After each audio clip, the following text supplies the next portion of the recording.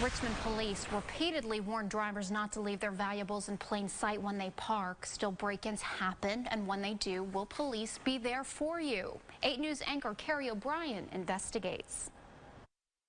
Theft from autos have been an ongoing problem in the city of Richmond. Richmond police constantly warn drivers not to entice thieves with their valuables. The department's produced PSAs like this one. Put your junk in your trunk. They've put warnings on cars, alerting them they could be a prime target for thieves. And the department's even put up these warning signs in some neighborhoods, urging drivers to secure their valuables. Still, break-ins happen. So far this year in Shockoe Bottom alone, there have been 26. 6 just last month. I walked up to my car to find the front of my window had been smashed. Erin Larson, a Shockoe Bottom resident, parked her car here at 17th and Gray Streets overnight. She woke up to a nightmare. Glass was not just on the sidewalk, it was all over my seats. And at the scene, a rock wrapped in a t-shirt, the tool the thief used to smash the glass. It was the entire window on the passenger front. I was missing my GPS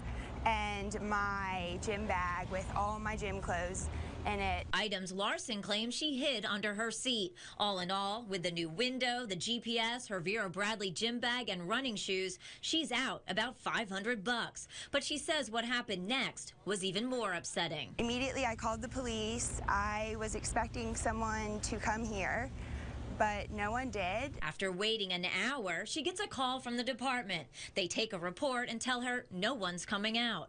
But a detective will follow up. He calls her the next day. She misses the call but returns it minutes later. I gave him a call back. I was like, hey, just got your call. The next day, I called around 1. The next day, I called again, and I left another voicemail. It wasn't until 9 days later, when we called police, that she finally heard from the detective. I think it played a huge role. We've researched this case, and apparently there was some miscommunication between the detective and the victim. Richmond police say every crime is important to them, but sometimes if it's a property crime, a report will be taken over the phone. It's rare, but with staffing issues and the need for officers perhaps responding to violent crime somewhere or a shift change or what have you, sometimes the staffing is not there for an officer to be there for every property crime also. Still, Larson feels her case was neglected. I just felt like the response was delayed and not very attentive. Police tell us anyone who feels like their concerns aren't being addressed can contact their sector lieutenant. You can find their information on the police department's website.